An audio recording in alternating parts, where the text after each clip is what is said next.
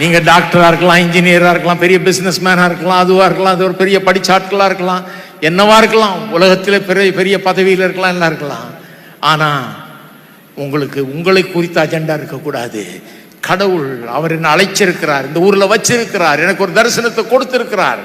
மலையின் மேல் இருக்கிற பட்டணம் போல இந்த உலகத்துக்கு வெளிச்சமாய் உப்பாய் நான் வாழ வேண்டும்.